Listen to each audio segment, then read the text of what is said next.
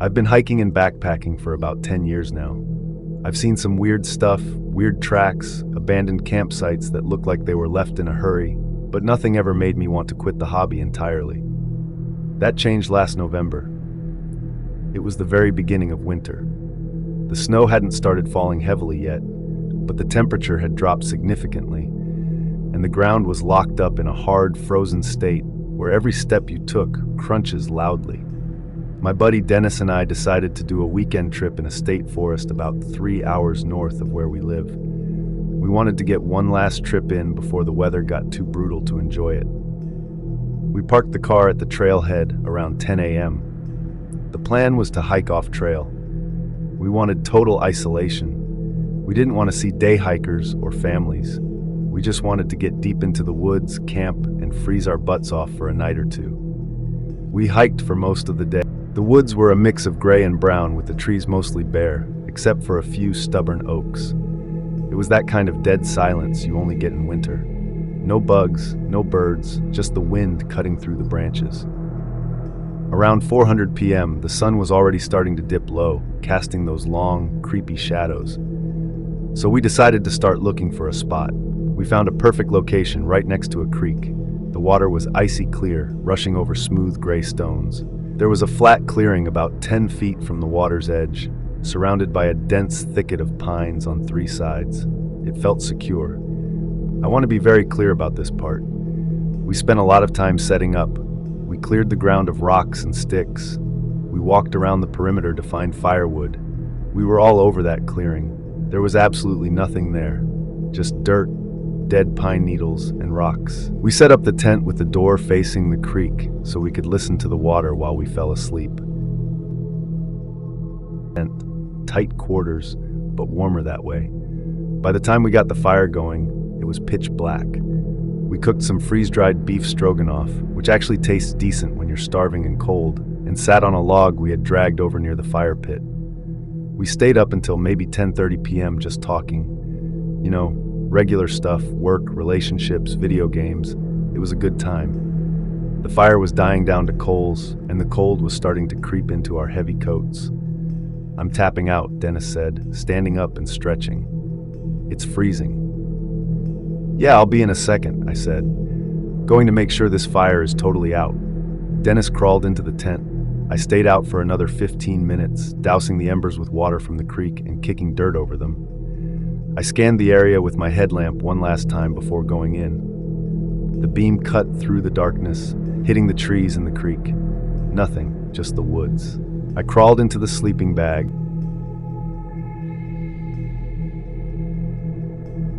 By the time I zipped myself in, it took me a while to drift off because the ground was hard, but eventually the sound of the creek knocked me out.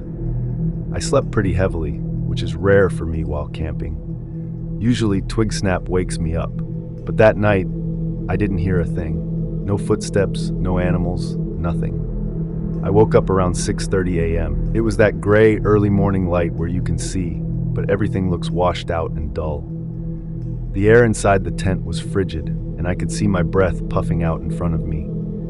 I really had to use the bathroom, so I tried to unzip the sleeping bag as quietly as I could to not wake Dennis. I sat up, put my boots on, and unzipped the tent door. The zipper made that loud sound that seems to echo for miles in the quiet woods. I pushed the flap open and looked out. My heart didn't just drop, it completely stopped. Sitting on a large flat rock directly in front of our tent, maybe 4 feet away from the door, was a teddy bear. It wasn't a new toy. It was a dirty blue stuffed bear. It looked like one of those old Care Bears from the 80s, but the symbol on the stomach was worn off and covered in grime. It was wet, matted, and one of its plastic eyes was scratched up. But the worst part was how it was positioned. It wasn't lying on its side as someone had dropped it. It was sitting perfectly upright. Its legs were sticking out, its arms were at its sides, and its head was turned slightly so it was facing the door of our tent. I froze. I literally couldn't move.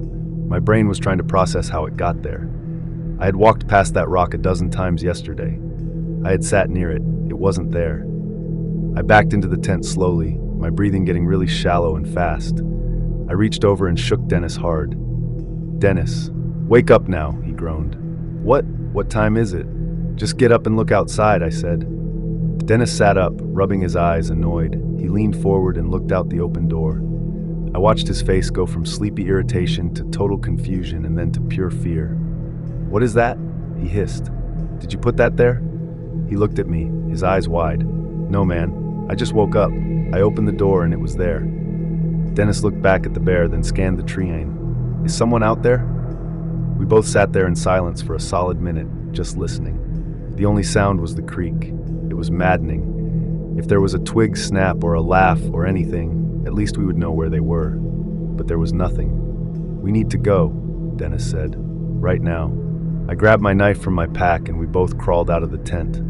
I expected someone to jump out from behind a tree screaming, but nobody did. We walked up to the bear. Up close, it was even nastier. It smelled like mildew. It was soaked through, presumably from the morning frost, or maybe it had been in the creek, but it was sitting on a dry patch of the rock. "Look at the ground," I said. The ground around the rock was frozen hard. There were layers of dead leaves and pine needles. We looked for footprints, boot prints, anything. But because the ground was so hard and covered in debris, we couldn't see any distinct tracks. "Someone had to place this here," Dennis said, his voice trembling. "They had to walk right up to the tent while we were sleeping." That was the thought that made me feel sick. The tent material is thin. Someone had been standing inches away from our heads while we slept. They stood there in the dark and set this toy up to watch us. They didn't steal our gear. They didn't attack us. They just left a message. "Forget breakfast," I said. "Pack it up." We tore that camp down in record time. Usually it takes us 20 minutes to pack up properly. We shoved everything into our bags in 5. We didn't even bother rolling the tent neatly. We just stuffed it in. The whole time we were packing, I kept looking at the tree. The woods felt different now. Yesterday they felt empty. Now they felt crowded. I kept feeling like I could see movement in my peripheral vision, but every time I turned, it was just a swaying branch. We left the blue bear on the rock. Neither of us wanted to touch it. The hike back to the car was a nightmare. We practically ran. We kept looking over our shoulders every 50 yards. Every time the wind blew some dry leaves across the ground, we both jumped.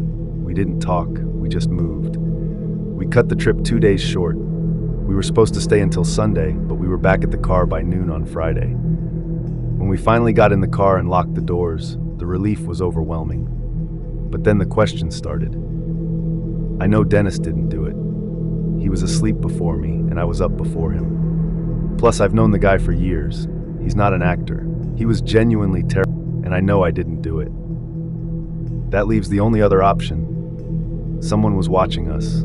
They probably watched us hike in. And then at some point in the middle of the night, in the freezing cold, they walked into our campsite. They stood over us while we were unconscious. They placed that dirty little bear on the rock, specifically positioning it to face the door so it would be the first thing we saw. And then they backed away and probably watched us wake up from the tree. We never heard anything weird that night. No footsteps, no heavy breathing, just silence. I haven't gone backpacking since. I still go for day hikes on popular trails where there are lots of people, but I don't think I can ever sleep in a tent in the deep woods again. Before we dive into the next story, if you're visiting our channel for the first time, don't forget to hit the subscribe button and turn on the bell icon to stay updated with our upcoming scary stories. I work at a distribution center about 40 minutes from my house. It's grueling work, mostly lifting heavy boxes and driving forklifts. And my shift ends at 2 a.m. If you've ever driven home at that hour in the middle of February, you know how lonely the roads get. It feels like you're the only person left on Earth. This happened 3 years ago during a particularly bad winter.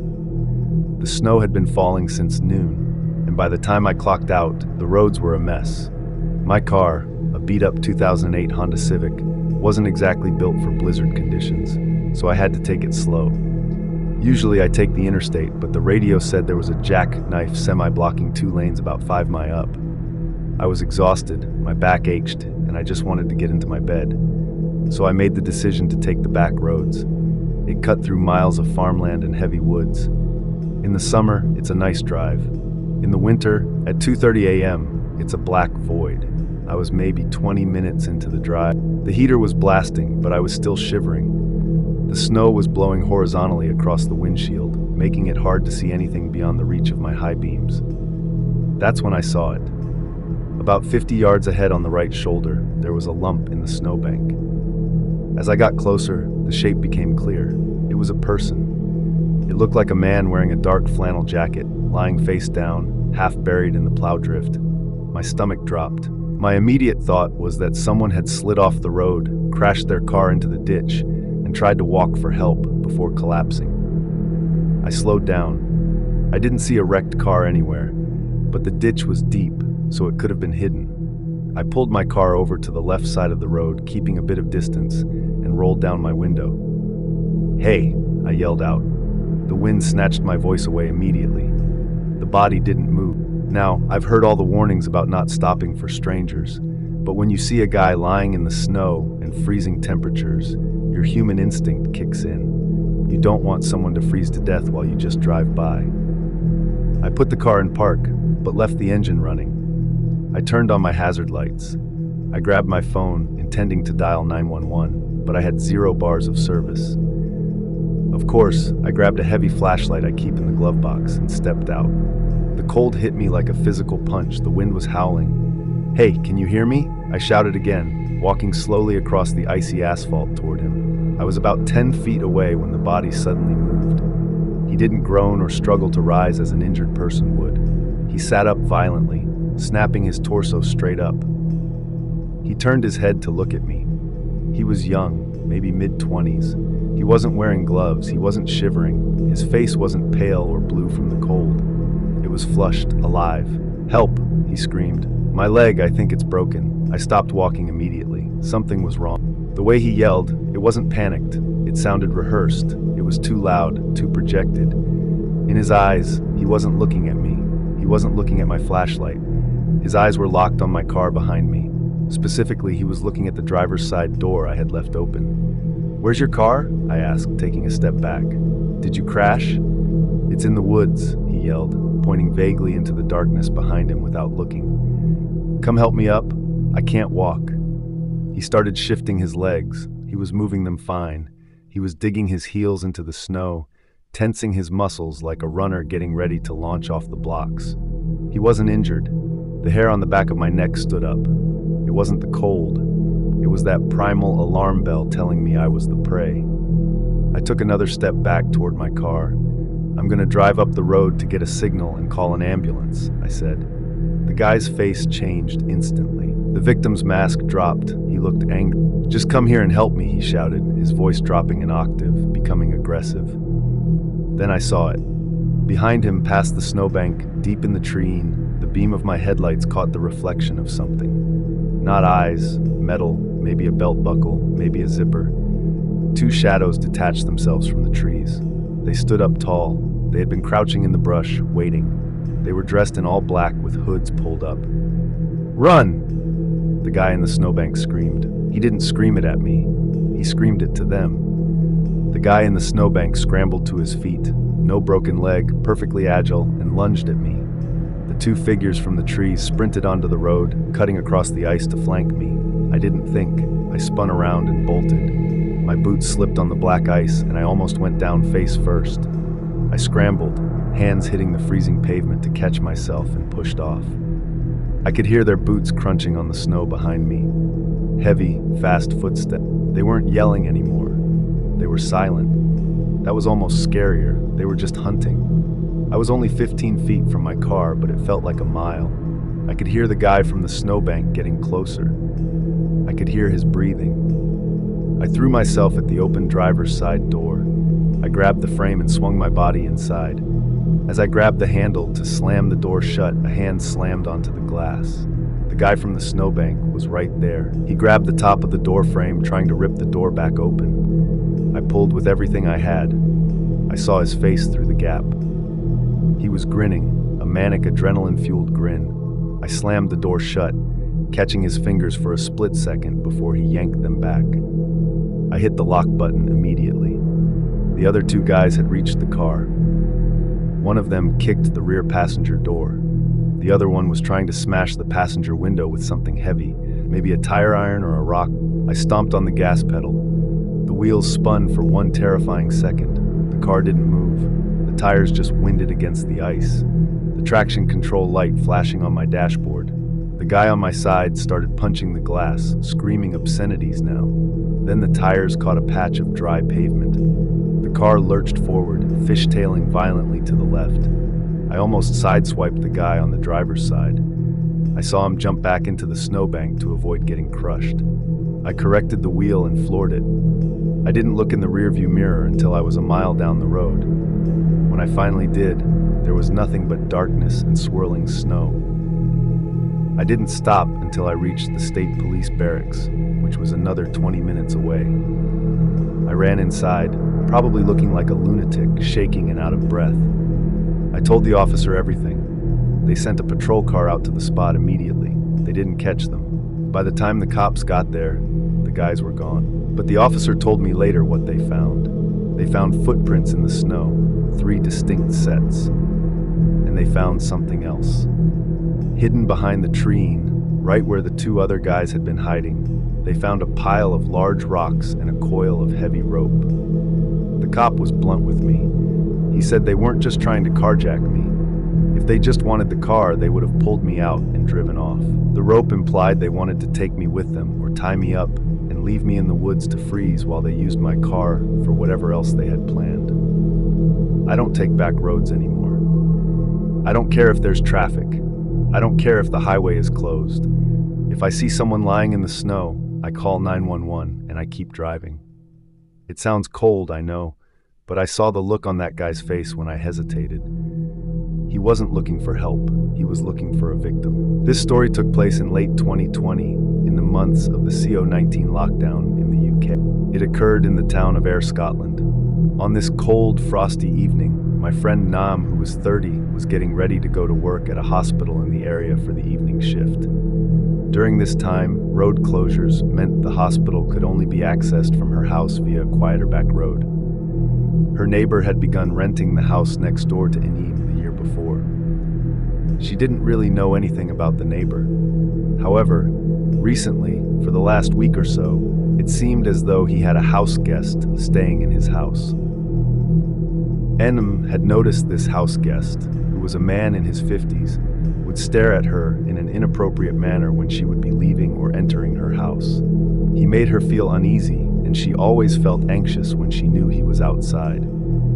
On this occasion, while she exited the house, he was standing out front at the house and for the first time actually spoke directly to her in a gruff accent, and what he said made her skin crawl. "Hey, Miss Amjad, my name is Al. I just want to say you look amazing in those leather trousers you're wearing."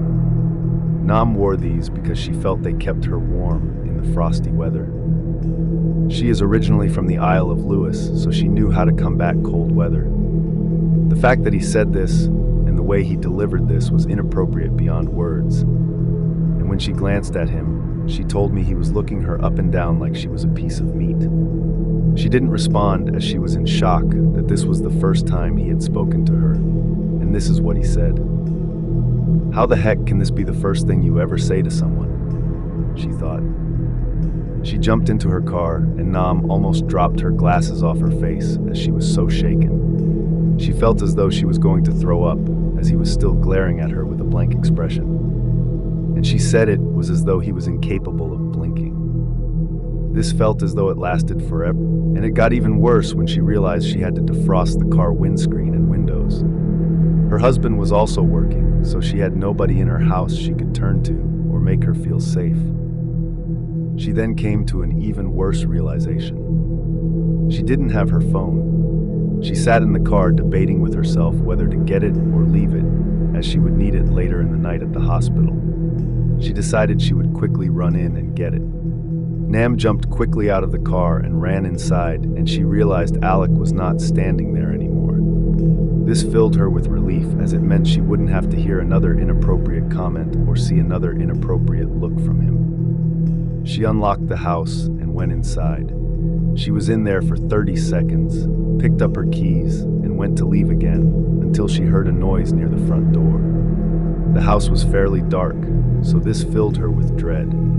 It didn't seem as though anything was there, so she put this down to nerves after her incident with Alec. Nam locked up the house and got back in her car. She then began her drive to the hospital.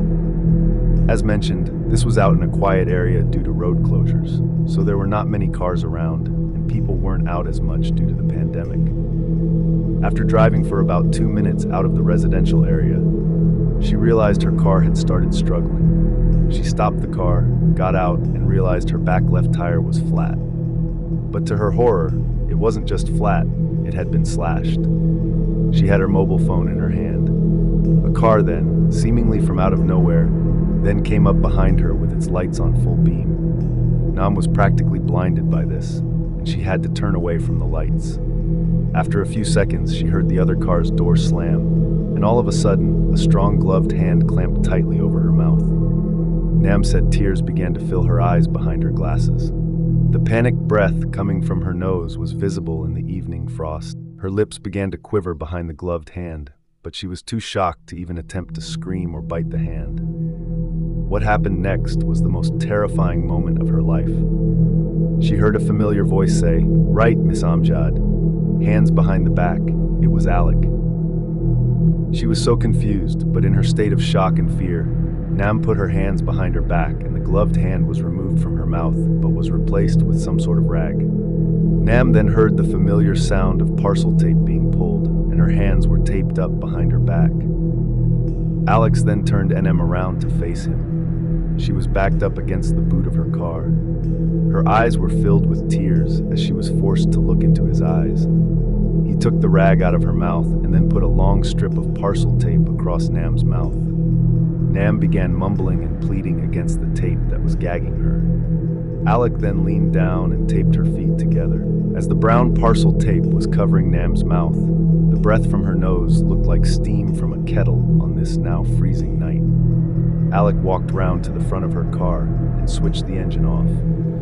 While he walked to the end of the car, Nam noticed he hadn't taped her feet together as securely as her hands and mouth were, so she managed to kick her legs hard enough to break free. As Alec returned to the back of the car, not knowing Nam had freed her legs, he was stunned when a swift kick from NM, as well as a loud mumbled grunt connected with his groin area. He screamed and bent over, and then NM kicked him as hard as she could in his face, knocking him completely to the ground. NM was in shock over what had occurred in the past few minutes. The night was now quiet and still. With her hands bound behind her back, Nam walked around from the back of the car to the front. Her leather trousers the creep made reference to were making a swooshing noise in the cool air. She caught a glimpse of herself in the side mirror, her long dark hair blowing in the air, her glasses beginning to steam, her sealed lips visible through the strip of brown shiny tape, and the steam of her breath coming from her nose as she loudly exhaled. She then went back to the rear of the car. Nam then rubbed the tape from her mouth against her shoulder until it peeled off. She then leaned against her car boot and managed to step backwards, so her taped hands were now in front of her, and she chewed at the parcel tape until they were free. NM took a few seconds now that her mouth was free from the tape to catch her breath back properly.